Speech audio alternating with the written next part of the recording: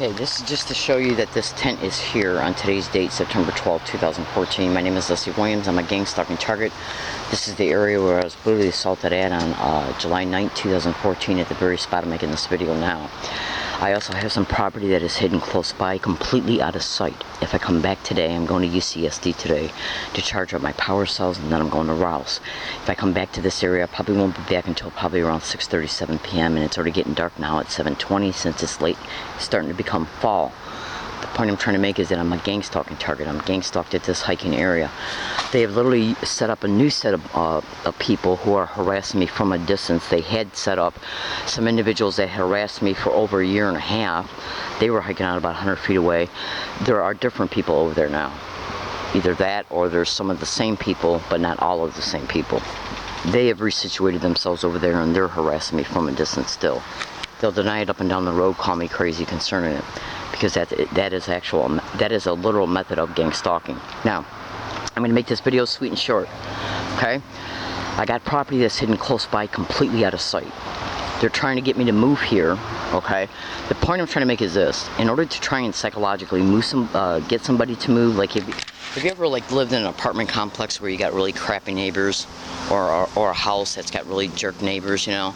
You might think to yourself, well, I'm just renting, I'm just gonna move out of here and get away from these people. This is basically the kind of campaign that intentionally harasses you, okay, in order to psychologically motivate your thinking.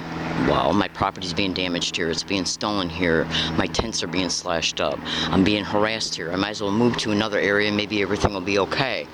That's exactly what gang stalking is all about in reference to, pertaining to the target's living situation. We're gang stalked and harassed along all of our routes every day, including where we live at, because gang stalking is all about never letting you have one bit of mental peace. Period. I've literally had one of them when I was being gang stalked at another location. I literally heard one of them say she doesn't have the right to relax. Literally, that is the absolute truth. And gang stalking, the whole goal for them is to wear you down, to run you down, to cause you to have to move from place to place to place to place. You also go through a lot of money as a result. Homelessness is intentionally created of the target by these perpetrating crime groups. Go to Google and YouTube that. Okay, so what I'm just doing is I'm showing you that this tent is here. If I come back today and it's missing, damaged, or stolen, or any of my property is missing, damaged, or stolen, and or a trespass notice is put on the tent, or if my property is gone and a trespass notice is put in the spot, they already do. Landlords and property owners are already all over the internet in reference to them participating in gang stalking expeditions towards the target they're used in order to create the homelessness of the target, along with postal employees, mail theft, and mail delayment. All of my descriptions can be Googled and YouTubed, and you will see I'm telling you the truth. Homeless people are also used in gang stalking because they're easily bought off with practically nothing, and they are easy to relocate. In case an event happens and it goes sideways for them, they want to be able to relocate them away from the target. So they basically harass you from a distance. That way the target can't visually identify them, like with the camera. But they want to make sure that I hear the harassment. They also put people up on the sidewalk to literally say gang stalk as they ride their bikes by. That's done to intentionally remind me that I'm a gang stalking target, in order to keep it alive in the conscious forefront of all my daily experiences by reminding me I'm a target of this crime, by literally repeating the name of it everywhere I go, literally every single day. And I got over 800 audio files to prove it. So this video applies for the next 30 calendar days. Today's date is September 12th, 2014, and if there's no problems with uploading this video today at the library, then you'll be able to see that this video was at least uploaded on today's date. The timestamp of the video shows that it's September 12th. I would get out one of my phones and show you that, but it's not necessary, because once this gets uploaded, it will show it. If they don't, cyber surveillance and computer hacking is a method of gang stalking. So if they inhibit my ability to upload the video, I'll just make sure that I keep it. If this video is erased before it can be uploaded, it'll be gang stalking related. And I am also taping my verbal statements that I'm making in this video on a running recording tape recorder, and here's the mic. I also got one that's recording in my pocket right now as well. I'm a victim of this crime, but you better be damn sure that I don't have the victim mentality no matter how much they want me to have it. To give you a case in point, a real fast example of what they do, they literally came down here and slashed up my tent. Do you see those red ties and how it's tying the tent together? Picture the letter T, T as in Tom, in your mind. They came down here and slashed this tent in the and it looks like a T in reference to the way they slashed it up. And this tent had only been up a week and a half. Brand new $40 tent, and the reason why I had to put the brand new one up is because they wrecked the zipper on the last one, and that's all over the internet in reference to how they will enter targets, apartments, and homes and wreck the zippers of luggage, clothes, backpacks, anything that's got a zipper on it. Because when you think about it, when you're getting dressed to leave for the day, you've already went through all that mental cycle of taking the shower, brushing your teeth, combing your hair, shaving, eating breakfast. The last thing you got to do is get dressed so you can leave for the day, because you're usually in a hurry. Well, they go after zippers because they believe then that you'll be in that mindset, okay, this is the last thing I got to do, and then I'm going to leave, I'm running late for work, so on and so forth. You go to put on your pants and they fucking broke the zipper. So you got to take the pants back off, you put on another pair, that zipper's broke or it's not. You then come home and you notice that your underwear has been refolded in ways that you do not ever and have never folded your underwear. That's a calling card in order to let you know that your privacy's been violated, even about the most intimate things. Entering targets' apartments and rearranging furniture, refolding clothes in ways that you don't fold it, stealing items and returning them at a later date. These are all methods of gang stalking. And entering your home while you're sleeping, putting chloroform on your face, raping you, taking a video picture of it and selling it to pornography groups is another. Go to YouTube and type in "stalked, drugged, and raped. Is it happening here in San Antonio?" Now, I just got to making a huge long audio file inside my tent as I was preparing to leave for the day. And in the audio file, I literally talked about that news broadcast because two women are testifying in that news broadcast about what's happening to them. A section of both of those testimonies that each one of those women gave was already described by me concerning things that they had done towards me in two separate apartments in Michigan way back in 2006 and 7, and this news broadcast wasn't done until I think it was February 17th, 2010. Now that news broadcast and its transcript is on the internet right now. Just go to Google and type in "stalked, drugged, and raped. Is it happening here in San Antonio?" and then YouTube it. John Hall is also in that video. He's all over the internet exposing remote neural monitoring and microwave hearing effect, and how that sophisticated technology is used by the perpetrators on gang stalking targets. Then they'll try and bait the target to open up about it like a syndicated cop, or he'll act like, or that cop, whether it be a he or she, will act like that they have a normal, legitimate, apparent reason to know you got videos online. And then they'll say, well, we heard you talking about that you're experiencing the microwave hearing effect or remote neural monitoring. Therefore, we think you're crazy. And then they use that to literally put you on a psychiatric floor. And this is done for insurance fraud and intentional false mental diagnoses that they literally attempt to use at a later date in order to put you in a syndicated run group home to treat you like a straw person, racketeering, and continued insurance fraud and human trafficking.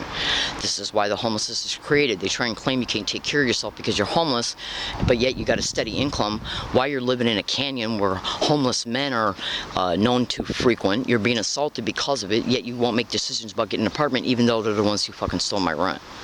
Go to Google and YouTube and type in postal employees and gang stalking. In fact, there's books online that was written by postal employees that are being gang stalked. Go to Amazon and type in electronic torture, electronic rape, technology, and gang stalking at the post office, written by a postal employee who's being gang stalked by your supervisor and fellow employees. The post office is mentioned in the title of the book. Electronic torture, electronic rape, technology, and gang stalking at the post office. Now, in closing, the electronic rape has to do with the phantom touch, which is a feature of the remote neural monitoring. Okay, and the electronic torture is remote neural monitoring in reference to the title of the book. Electronic torture and electronic rape has to do with the remote neural monitoring, V2K, microwave hearing effect, and more. These are extremely sophisticated technologies that was literally developed by the military, and how they've trickled that technology down to organized crime in the system at the federal, state, and local level, and they are the ones who are perpetrating these criminalities. The whole goal for them is extortion, racketeering, human trafficking, pornography, and insurance fraud, and treating people like straw people. Case in point, after they stage multiple events towards me over a 2-3 year time period, each one of those events produces a police report that's falsified. They then start bringing about more direct events towards you, like assaults, baiting you to call the cops. The cops bait you to open up about what's happening to you because they act like they don't know what gang stalking is. You tell them. They then act like that they're doing their job and then start surfing the internet for it. They find videos of you talking about microwave hearing effect or remote neural monitoring, they use that to petition you into county mental health. Now, it's the falsified mental diagnoses and the homelessness is how they are the excuses they use to attempt to take syndicated probate control of you to put you in a group home, where your finances, all the money that you, like, I'm on Social Security disability, I get monthly checks. If they get syndicated probate control of me, those monthly checks go to the person who owns the home. Then the gang stalking continues in these homes. Targets are provoked on a daily basis. They stage events about once every 30 to 40 days, blame the target on the event, and then claim that the target's the way the target is acting as a result of being provoked intentionally by them, including using fellow clients or individuals pretending to be fellow clients, because what they do, check this out, these people that own these group homes, they have multiple homes that they own. Okay, so what they'll do is they'll act like, I've seen this happen in Michigan. What they'll do is place one target that they've gotten a hold of in the home, or baited the target to go to make the target believe that this is a place you can come to, and if you want to live here, you can live here, and then they'll eventually get the syndicated probate control by the gang stalking in the home. But the point I'm trying to make is that if they own 4 homes and they got 7 to 11 clients in each home, what they'll do is stage an event in the home once the target is put in it through the courts, or if the target gets baited to go there so they'll have a place to stay, they'll create an event towards the target in the home, blame the target for the event, and if they got the syndicated probate control, what they'll do is they'll say, you got to go in the hospital to get a medication because of your mental illness is still causing you problems because you can't get along with nobody. And what they'll do is continue to do these things by using different people in the home, by rotating the clients from one home to the other one, to the home the target's in. Okay, target gets put back in a psychiatric for insurance fraud, for continued falsified mental diagnoses, so the syndicated probate control can stay constant, and so the target's basically tortured for money. Mentally tortured, psychologically battered, harassed, abused on a daily basis. And in closing, they will also wait until the target individual goes to bed and either put Rohypnol in their food or drinks, or they'll enter the target's room after the target has fallen asleep and put chloroform on the target's face. Then they will rape the target and videotape it as it's occurring and sell it to pornography groups for thousands of dollars. So it's money off of every angle, and that's not including, go to Google and type in non-consensual human experimentation and gang stalking. Just do it. Just do it. That's all you got to do. Don't say this woman's crazy. She sounds crazy. I don't care about this. All you got to do is spend 1 minute to type that in. It takes what, 10-15 seconds to type that in. Type that in at Google. Non-consensual human experimentation and gang stalking, and look at how many Google generated responses you get. Just look. Alright, so I'm going to UCSD today. I'm going to make an audio file. I got an audio file running right now. Once I leave this actual physical location, I'll start a new one so I can make statements about what might occur there. Go to Google and YouTube and type in organized stalking or gang stalking in libraries, organized stalking or gang stalking in universities, organized stalking or gang stalking and library security guards. I literally caught a UCSD library security guard. Go to YouTube right now and type in learning disabled woman catches library security guard admitting stage complaint can ban her UCSD. It's about a 21-minute and 15-second long video. It literally shows me catching a UCSD campus, a UCSD library security guard admitting to me in a hidden running tape recorder that a stage complaint can cause me to be banned. That's right. That's how flagrant they are, incompetent they are concerning their crime staying protected, because it's organized crime in the system downtown.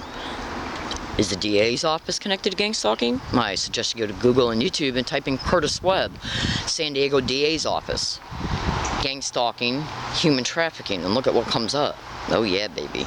Now, so it's a syndicate in the system connected to doctors, lawyers, judges, police officers, fire department, EMS, you name it. Anybody and everybody can be brought on board in this campaign, because it's the employment descriptions they need in order to bring about all of these mechanisms that are used to take the syndicated probate control. Case in point, they can use my cell phone as a tracker. Hold on. As a result of it being used as a tracker, they know where I'm at in real time at all times. That's how they are able to put the crap and harassment I experience along my routes every day and here, including assaults. That's right.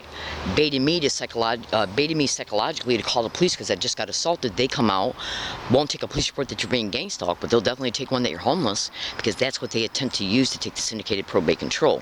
Gotta get San Diego, California, September 12th, 2014. I literally gotta stop talking because I want to keep this as a 15-minute video. Have a good day.